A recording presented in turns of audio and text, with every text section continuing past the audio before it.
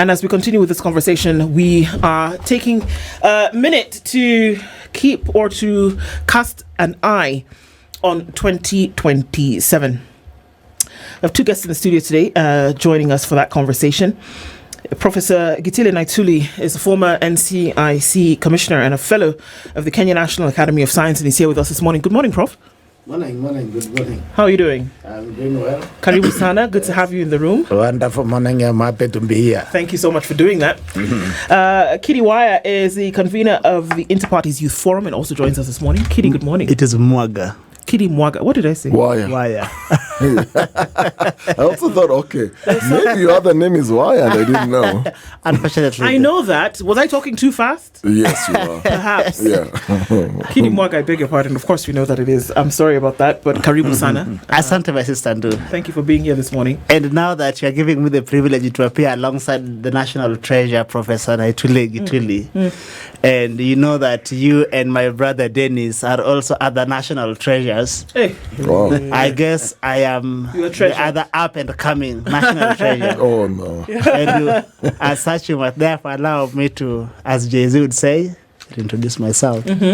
Yes. Okay. Of course, I'm the Kidi Mwaga from Interparties Youth Forum, Secretary of Policy and Legislative Affairs at Kano, and Senior Research Associate at Felt Africa Group. Okay. Thank you. Thank you, please. It's always good to have you here. So, karibuni sana. Asante. We're looking into a conversation this morning. Of course, it is a political. It doesn't have a political twist or twinge. It is political 100%. Yes. But at the same time, it's policy driven, and we're asking questions then around a particular man and whether he's being targeted and what this essentially could mean when we then decide to take that conversation a little bit wider and a little bit higher and further. But before we do that, I want to welcome you today with today's proverb. I'll share that what it is. This week, we are in the Benin Republic, where the people are called Bini. And also the largest group is called Fon, the Fon people, all made up of the previous Dahomey kingdom, and otherwise previously were part of this great kingdom that now is spread into different countries. Well, let me share that proverb with you, and we'd love to get your interpretation of it. If you do not know where you're going, remember where you came from. If you do not know where you're going, remember where you came from. Prof, we'll start with you. That's a very nice proverb. It reminds me about the story in the children's book, Alice in Wonderland. Oh, Alice, yes. Yeah, she meets the cat and she wants the cat to show her home. And the cat asks her, she informed the cat that she's lost. And she would like to be directed home. So the cat asks her, where is your home? She gets angry, asks the cat, you think I would have asked you if I knew where it is? See, I'm lost. And the cat says, okay, fine, then on the road we will take you there. The point is that you need to know your current situation if you can be advised on the next step. So you need to know where you are currently. Okay? Yes. That way it's possible now for somebody to assist you in what you want to do in the future, or what you want, or what you even want to know. So when you, in terms of strategic planning,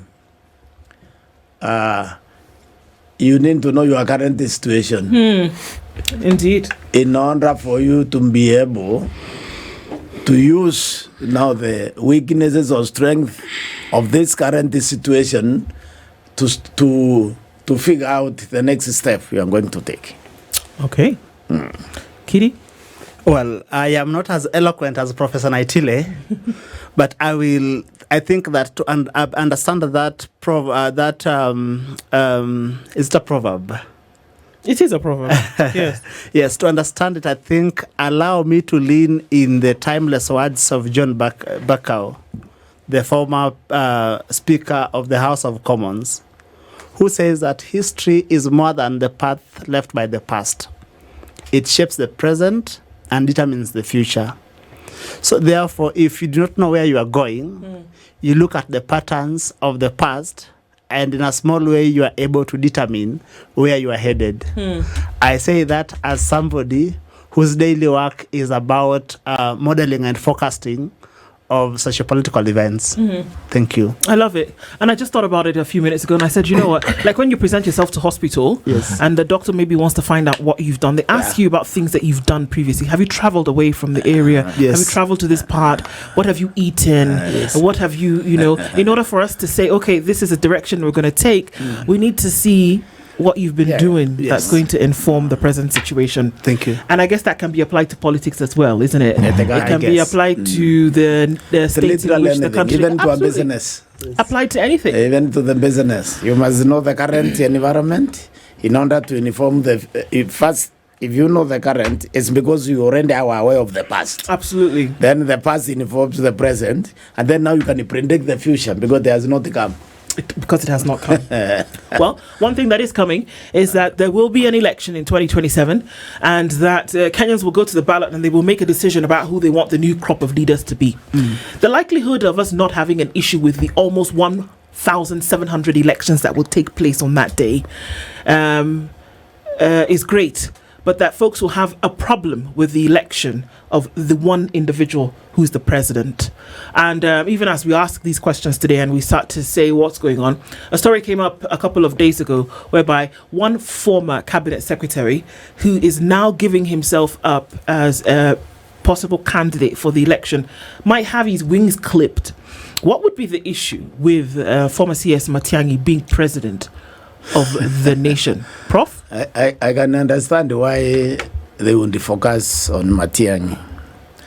The election of 2022 was actually a national election. The first election without the tribe. Well, not the first. The third election without the tribe. Because the election of 1963 was Kenyans electing. There was no tribe. The 202 which brought Kibaki to power, there was no tribe. The election that brought William Ruto to power, there was no tribe. It was Kenyans voting for their president. The next election is going to be 100% tribal. The group that will make the correct tribal alignment, that group wins the election. They know that. So Nyanza, Kisi being a part of Nyanza, and Raila being a part of the Ruto coalition has to be in the focus. So I think they are noticing that Matiang'i is making inroads in Kisi, and quite possibly may make inroads in Nyanza itself, because I mean the Kisi have always supported the Raila for many years, so that may persuade. Now they are afraid of that. That will split the Nyanza vote in the event that Raila decided to support Ruto. You have a competitor right here who will take a big chunk of it. You must neuter that one. Yeah, if you need to, if your arithmetic is going to be of any significant. Yeah. And I think that's why there's a focus on the Matiang'i. Okay. Kidi? I think that because CS Matiang'i has declared that he's running for office, it is natural that his competitors or competition will then do everything and anything that they can do to make sure that he does not spoil the party for them. I think I would say that coming from a standpoint that there has been a perception and a feeling that Matiang'i has been an extension of certain political forces. First, he was seen as an extension of the Nyachais. And in the recent months since he came back from the US, he has also been seen as an extension of President Kenyatta. So as an extension of President Kenyatta, there are two things that are playing out. One, that in the event he were to put his foot down, he would come with a huge support base from central Kenya. The other thing is that then he would make inroads into Nyanza, as Professor Naituli puts it, and then that, of course, would then upset the table as our brothers in broad-based have set it. And so I think that on account of this, then every activity is set in motion to try to just make sure that Matiang'i is contained. Yes. You see Raila's usefulness to William Ruto, his ability to deliver Nyanza, because he has already lost the Gambas, he has lost the Luyas more or less. because Natembe has been very effective. Indeed. So if he cannot hand over Nyanza block, then his value is near zero, political value. So they must fight for this block to remain the same. And Matiang'i is an obstruction to that agenda. So they have to deal with that. I'm looking at some statistics here. These are just last elections figures. And because we are looking at this conversation in the context of voters Yes. and voting blocks. Yeah. And I'm looking at Kisi had nearly 1 million registered voters 2022. I'm looking at this is Kisi and Nyamira. Yeah. The combined, the two counties. But now when you look at Kisumu, Kisumu has 606,000. Homa Bay, 551,000. That's already over 1 million. Yeah. Then you have Migori, 469,000. That's 1.65. Then you have Siaya, which is 553. Yes. So you're looking somewhere in the margins of over 2 million. Yeah. Exactly. Why care? If you already have about this the million, block, yes. if you're saying, so Raila has the whole of Luo Nyanza, this is over 2 million. Yes. Then you've got Kisi with Now 1 million. I'll tell you why you care. The KC is about 1 million, but the 700,000 of them will vote. Now that 2 million you are talking about of Luo Nyanza is about 1.3. So that's why you have to care about the 700,000, because that is as significant given the, you see, in what has been happening over the years in the Luo Nyanza, the turnout has traditionally always been lower. Yes. Part of the reason is the way Raila runs his primaries there. He disappoints the voters by direct ticket to some people. And the people lose hope. They don't like it. They resent it. So they don't come out to vote. So when you look at the register and the voters, very good. But now look at the turnout in the election. Yeah. So the cases are fewer, but they will turn out higher. Well, not higher because they can't beat really the the vote. But when you look at the proportion in turnout, the 1 million, if 700 people vote out of 1 million, that is a significant turnout. So that's why they would want the block, the Nyanza blockers. So you see, Nyanza is made of 3 communities: the Kuria, the Kisi, and the Luos. Those are the communities that make Nyanza. Now, for you to get serious traction in next election, you need that block together, because this election is going to be organized on purely on tribal basis. Let's not cheat ourselves, because Kenyans, we like a lot to lie and not to accept the fact. The truth is, William Ruto and demolished the tribe in the campaign of 2022. He immobilized the country as one on the message of the economy, which is a very clever thing, because we don't have separate markets. We have one market. He was able to communicate so forcibly, and the people became Kenyans, and they voted like. But he has returned them right back to the tribe. But now they are going to organize on that basis. Kidi, is it really true that we're going to see a reorganization along tribal lines in this coming election? Because in reference to what Prof has said, Ruto then managed to galvanize the whole country, and there was one economic message. But then the narrative also was hustlers versus dynasties, and people are saying, enough of these dynasties. We want one who looks like us, talks like us, who comes from a village like us, and that was Ruto then. But what is the current conversation? What's the narrative that is going to push people to go out and vote in 2027? Is it still along tribal lines? One, I think that the country is at crossroads. And when I say crossroads, it's that there are a number of factors that are now coming together that are now going to determine the next election. One of them, of course, is the question of the economy and how the management of public affairs is done. Remember that a year ago, we had the Gen Z protest, and as late as this year, July, we had that push around Sabasaba, and before that, there was the memorial, the 1-year anniversary. Away from that, Kenyans are also coming to a place where they are saying that the Kikuyu-Kalenjin duopoly is unsustainable.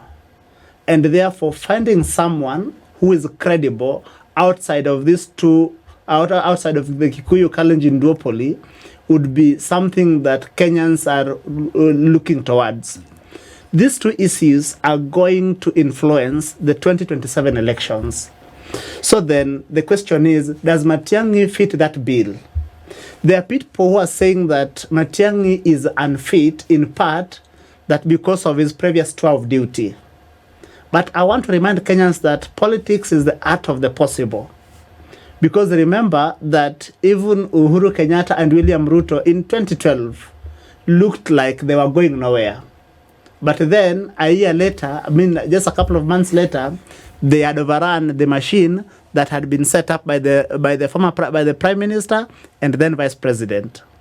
So then I think that in the Matiang'i then takes me back to what I said earlier, that one, he is non-Kikuyu, non-Kalenjin.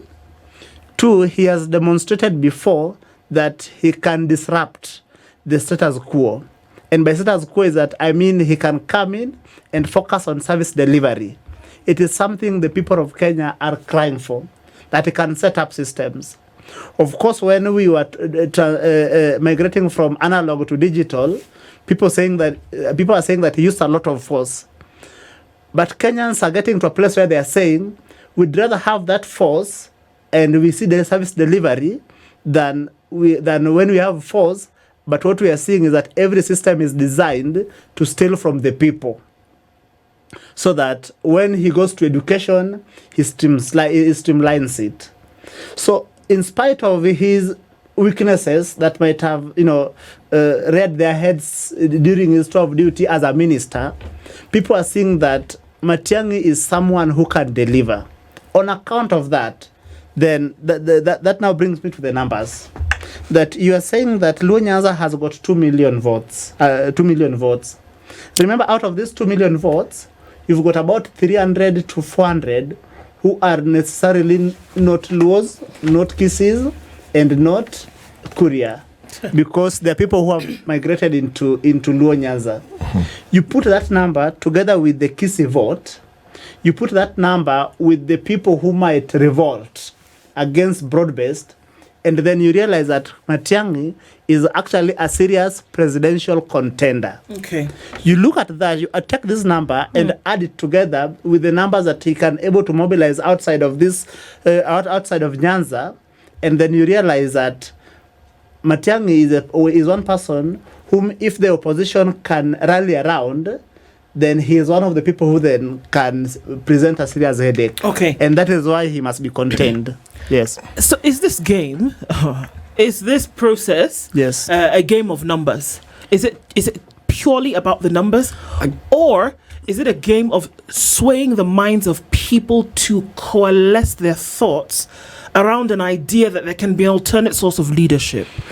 Or are people right now playing only the numbers game to say, okay, well, let's play Monopoly here, and if you take Kenya and put it on a board, and if I get Nyanza and I get Kisi Nyanza, Kuria Nyanza, Luo Nyanza, then I'm fine. If I get Muranga and I get Kiambu and I get Nairobi, then I'm fine. Is that what people are thinking about?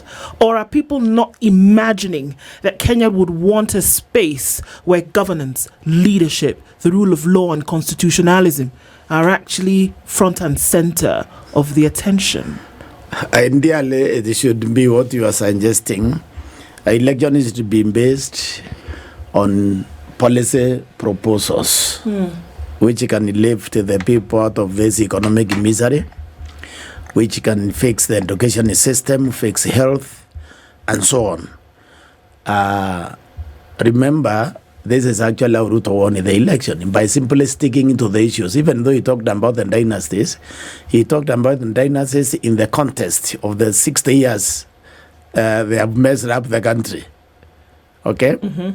Now, people accepted that. They accepted that you can focus in issue, and therefore we can trust you with what you are saying to deliver us.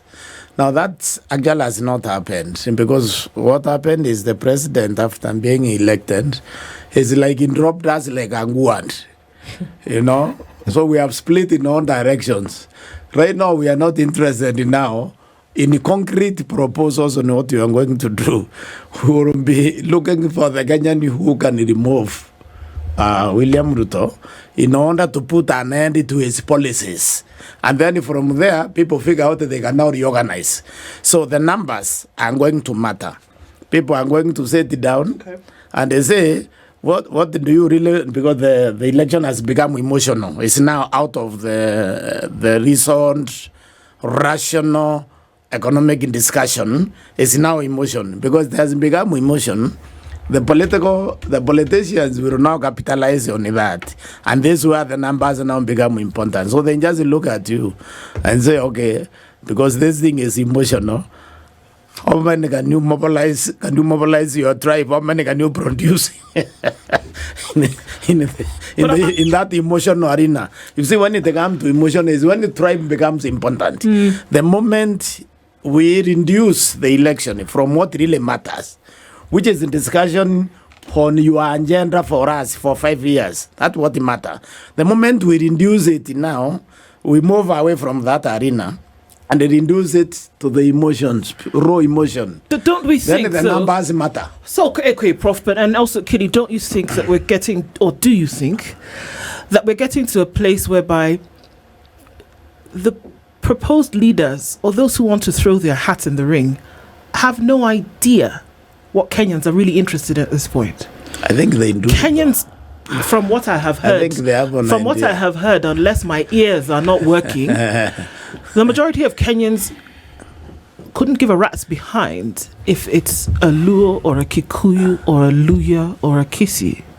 They're not concerned about tribe. They're concerned about getting things done right in Kenya. Or are they not, Kidi? Yes. Are they not concerned? No, I think you're spot on. You're spot on, but remember that we started on the premise that is Matiang'i being targeted. So some of the responses you've then been able to generate from Prof and myself is in the context of Matiang'i in the picture. But I think that Matiang'i as a leader Yes. who previously held ministry docket Yes. where he was able to bring in order. Yes. And he was able to see that things were happening. Yes. Many would have called him a dictator and that Yes. things slid under the carpet, Yes. which shouldn't have when it Yes. comes to things like human rights and such. I'm not maybe people are not saying Matiang'i the Kisi. People are saying Matiang'i the man of order. that's And is so he the one that people are trying to put in the closet, Okay. not Matiang'i the Kisi? So what I'm saying is that there is a world as it is. Then there's a world as it ought to be. In the world of real politics is that a number of things matter. One of them is that numbers matter. In a country that is ethnically fractious like Kenya, ethnicity will matter. In a country where service delivery has collapsed as it has collapsed, then emotions will matter. Then how does these three things come together to help us determine the next election? One is that because service delivery has collapsed, there is the question of civils of the middle class, particularly the people with a pay slip. There is a question of young people who feel that the current administration is a throw. And particularly now that the president has started the many forays to State House, when a few young people are collected from the streets and taken to State House, they went in or they go in with very high hopes. Teachers are mobilized to go to State House and they go in with very high hopes. And then when the whole conversation is reduced to small fare reimbursement, and very little conversation actually takes place, and even the conversation that takes place does not, focus on the critical issues around the education sector, then majority of those who come out convinced that this is a man we must help remove from this house. Okay. So then those emotions are going to matter. So then as we head into 2027, as Matiang'i as one of the possible presidential candidates, because I come from a school of thought that people do not get to the Olympics by accident. There is a bit of work certainly they have done. So then you look at Matiang'i in the context of, is he able to unify the country against the establishment or against the existing president? So then that brings me to a place where I would say that these numbers will matter in the context of, can people within Nyanza, outside of Kisii, trust Matiang'i? Okay, and the answer is yes. Yes, they can. So when they make a decision, Yes. is the decision based on whether this man Matiang'i can deliver what it takes for Kenya? Yes. Or is the decision based on where he's from? The decision is on that, can Matiang'i bring a different vision from the vision that is prevailing at the moment? And I told you this, maybe I wasn't too forceful about it, that if you look at all the systems that have been designed for the last 3 years by this administration, by and large, they are designed to steal from the people. Doctors have spoken very eloquently about how the SHA is not working and how the previous system, NIF, was way better than SHA as it is. If you look at the affordable housing project, for all the glory about it, it has now been turned into a political tool. Sure. Where everyone is promised a share of the affordable housing. I guess the next time Interparties are having a sit down with the president, You'll be given how 15%. yeah, so I again, you move away from that and you look at the problem around e-citizen, and the Auditor General the Office of the Auditor General has told us the problems around around e-citizen. So when all these systems are designed to steal from the people, then naturally the people say enough is enough. We must find someone with an alternative, viable vision. Thank you. What you are saying is absolutely correct, that as Kenyans, we need to be concerned on what this person can do for us, not where he come from. Because where he come from is completely irrelevant. Okay? Now, where the fellow come from becomes only significant when we are trying to put the numbers together. I get it. Okay. That is when it becomes important. But we realize that we live in a single market. There are people right now, there is UNDA, which is in government, and there is others who are not in government, who came from Asimio. You don't go to a supermarket and they find that because you're in UNDA, the ngunzi are cheaper than the other. You don't find that. So people understand this is economy is one, and therefore they should look for somebody who can fix the economy. So Matiang'i, when he was the ICT minister, at least he got that danger to migration in done. Okay? When he was in education also, so the time that he has spent in government, he has gotten things done. That's what people should be looking at. That this guy can get the things Done. Okay? So that's why he had to build his base. Now, his problem, why I see is a target, is very simple. At one time, I think in 2013, I was in the Rift Valley Sports Club, and Mundabani defect from ODM. I was sitting with a professor from Western Kenya, a very nice guy. He is now late, so may God rest his soul in peace. And I told them, I think the country hasn't gotten a president. Because at that time I was aware Kibaki was trying to find an Kikuyu, because 207 is shocked that he was there. So the way you can unite the countries is like we are trying to say, to avoid this country leadership being a footing ball between the Kikuyu and the Kalenjin. So the professor told me, Professor, no, it won't happen. So I asked him why. He said, for this country to take you seriously, your feet must be firmly planted in your community. In fact, you must get total support. Of course, now it's a long story because he ended up explaining to me why the lawyers won't support him. And it happened exactly the way that professor. And he said, it's quite a story. And I'm saying it's a story because the professor alluded to primitive jealousies, which guide our decisions. And the primitive jealousy is when you do something that obviously is not useful to you or to anyone else, he kind of explained to me why he thought the Luyas wouldn't support Mudavadi, and it appears to me they may have grown out of that. Because when that story, what he's saying is, he was an animal scientist. So he's saying, when a Kikuyu plants, when a Kikuyu buys a cow, his neighbor start to plant the Nepian grass because he knows the market for the grass has come to the close. What that means is you can sell on grass and eventually buy your own cow. So both you have cows.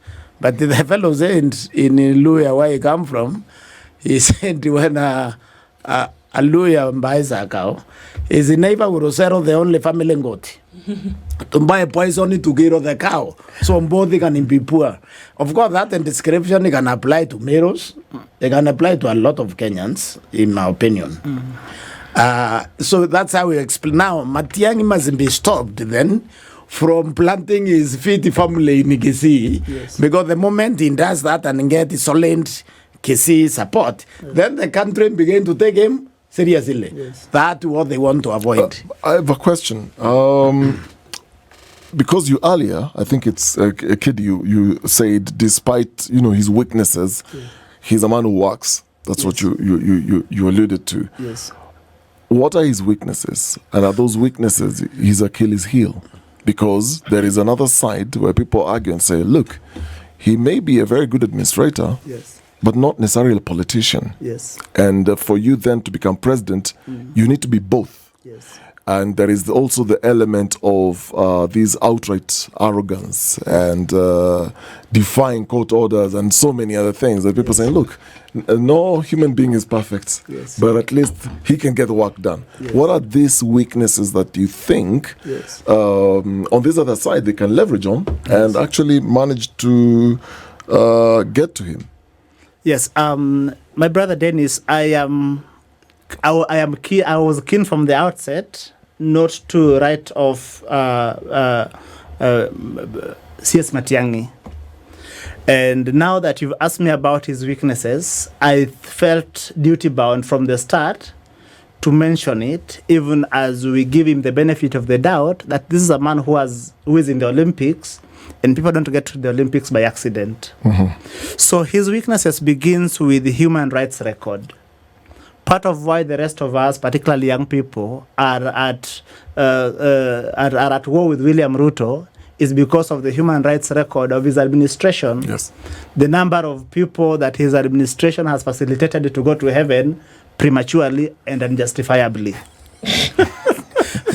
And for the rest of us who are around during the period after the 2017 elections, we saw how heavy-handedness of the state was deployed against people who were exercising their constitutional rights.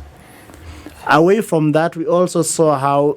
and give us an example of that. I need you to be very clear on what you said, because I see some other people are also making comments about that. You said his heavy-handedness to ignore people's constitutional rights. Yes. In what way? In the period after, okay, let me say this. Yeah. For the benefit of the viewer, in 2017, I was in the NASA Presidential Secretariat. Okay. As a consequence, we disagreed with how the elections was done, and the Supreme Court agreed with us. Yes. So in the period after that, we demanded that there were certain things that IBC had to do before we could go back to that election. Okay. When those things were not done, then we boycotted that election and engaged in other political processes that today that were then known as Uhuru must go. So when we were saying Uhuru must go, it was a political process that is guaranteed by the Constitution that we could protest, we could picket, we could demonstrate. The way police presence was deployed against our people, the number of casualties we suffered, and when I say casualties, I mean fatalities, is unjustifiable. In Nairobi, in Kisumu, in places like Migori, and the entire Western Kenya. And you're linking this to Matiang'i? Yes, I link it to Matiang'i because he was the person in charge of that instrument of violence. Okay. I move from that and you come to the Miguna issue, and the way and a number of court orders issued that Miguna should not be removed outside the country. And even when he was removed, that he should be allowed safe return. The way CS Matiang'i and his people frustrated these court orders is something that we cannot turn our eyes from. Away from that, there were a number of defiance of court orders by the Jubilee administration. When these court orders were being defied, when Matiang'i had a chance to speak to this issue, I think in Parliament, when he was invited to Parliament, he did not demonstrate willingness to respect these court orders. But I come from a school of thought that mui huwa mwema.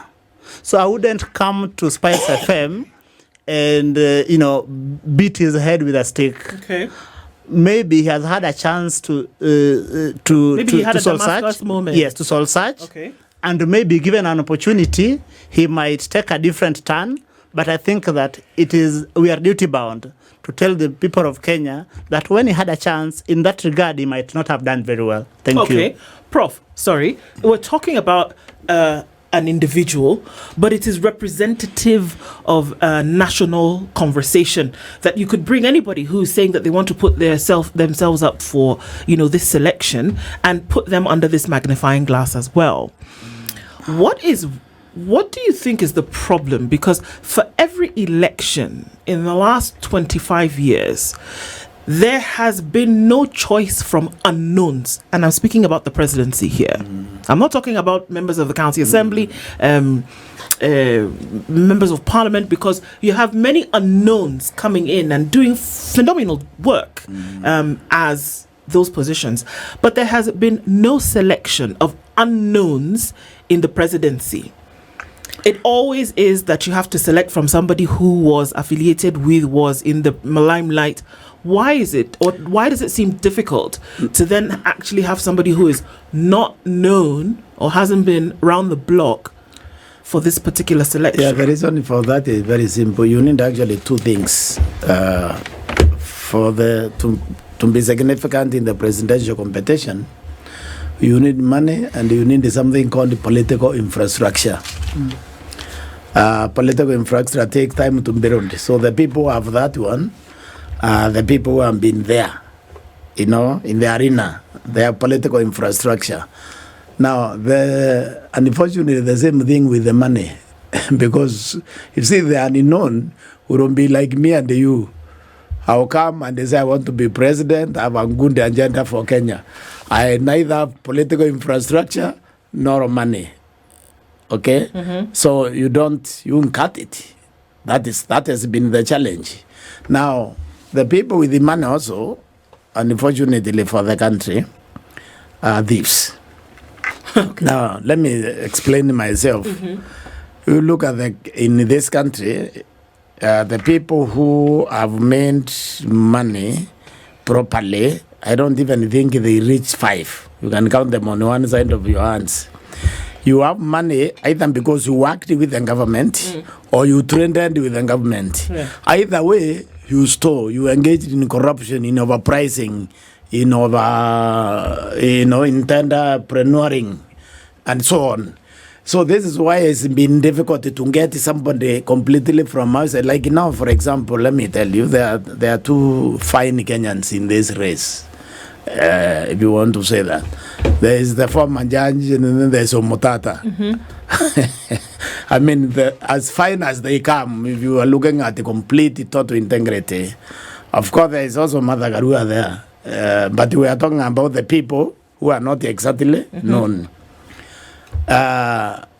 You see, the ability for them now to sell themselves in every village is limited. It's limited by the fact that simply they don't have money because they have been working like you and me. Okay? Earning an honest living. They didn't go into the government either to rob the Kenyan citizen, because that's what has happened. And also, they don't have a political network. An established political network. So those two things is what prevents these very nice, honest Kenyans, because we are not really doomed. We still have good people here. We are very good people here. But seeing them, you have to cut through those two impediments, through money and political infrastructure. And speaking of money and political infrastructure, does it then matter who are the backers? Because you look at the case of Matiang'i, and there's a conversation around Jubilee party tickets. Yes. And there's also a conversation around former President Uhuru Kenyatta pushing and funding. Yes. Okay. Does it then matter who funds you? And is this pushback also because of who you are affiliated? Because people want to know, where are you getting your money to finance your political campaigns? I mean, former Chief Justice Emeritus David Maraga was here. Yes. And he actually gave out a number, and he appealed to Kenyans. Tafadhali nichangieni. Got 500,000 only. Well, for that week. For that week then. And it's like Kenyans help me with the money and resources to then campaign. And even the people working for him, these are people volunteering to work with him together. I don't know how Omtata is doing this or how he's going to do this.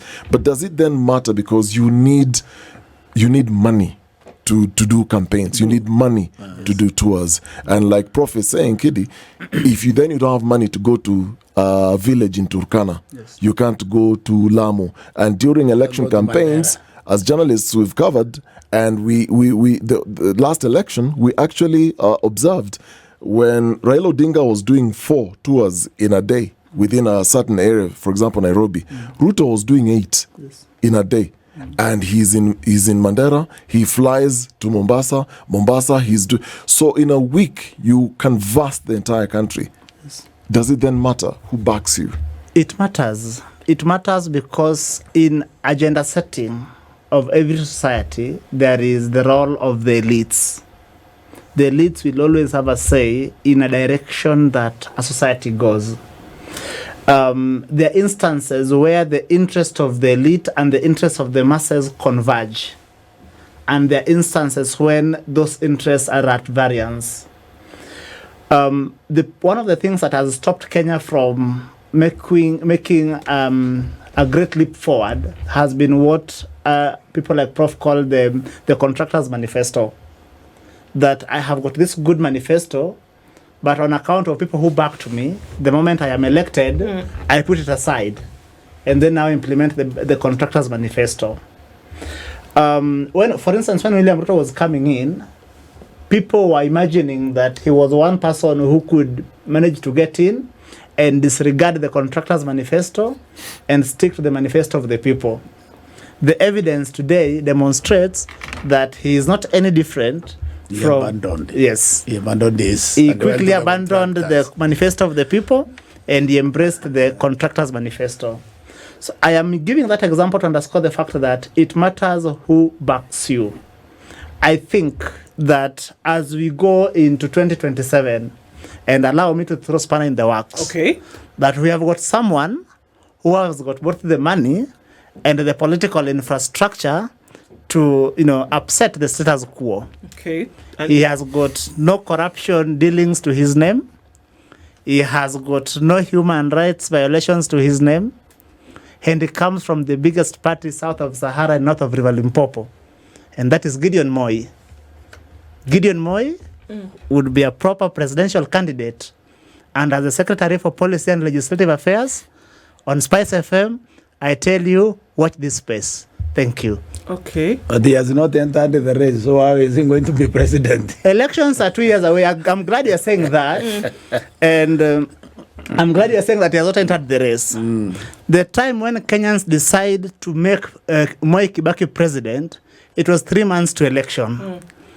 As of December 2012,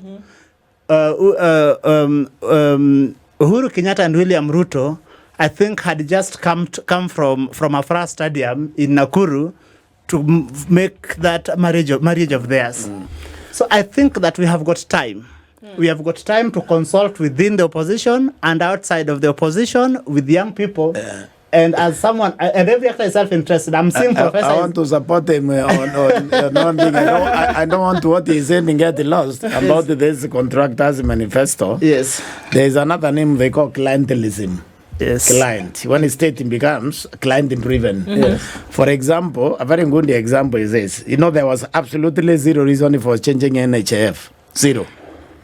Because expanding the way they wanted to expand it, the people say that they calculated they needed 800 million.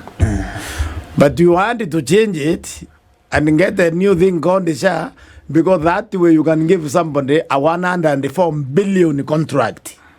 Do you understand that? The client-driven, the decision is not driven for the good of the country. It's driven for who needs the money and is your supporter. Yes. Okay? So you could easily say the same thing as this housing thing. How are those tenders issued? Yes. What are the specifications for those houses? Are we following the procurement law, Procurement Disposal Act, and so on? That's what it means by abandoning the people's manifesto you campaigned on, and then reaching out to the clients, to the contractors' manifesto, and implementing that one, because that is important to you. So that is the weakness. That is the weakness in our political system. Yes. And we need to figure out how to deal with it, how to make you, once president, to remove personal interest in decisions when you make the decisions. Because what we are producing is transactional leaders, that any policy decision that does not benefit me directly is abandoned. Yes. Okay? In the favor of what can benefit the decision maker. We need to figure out how we can separate this so that we can have, so that when you win on a platform, you are able to stick to that platform. Because this idea of, because if you look at these policies that we are making now, Kenya Kwanza policies, they must have a direct benefit to the policy maker. And that is how you destroy a country, actually. Because you see, when you are a transactional leader, you are only going to be concerned with those 5 years because you are thinking about the next election. When you are transformational leader, when you don't allow clientelism to lead you, when you don't put a premium on the contractor's manifesto, it means your preoccupation is the next generation. And that means you can leave a good legacy for the country. You can govern for the people. So there are two things. There is now governing for the people. In other words, decisions always transfer to the next generation.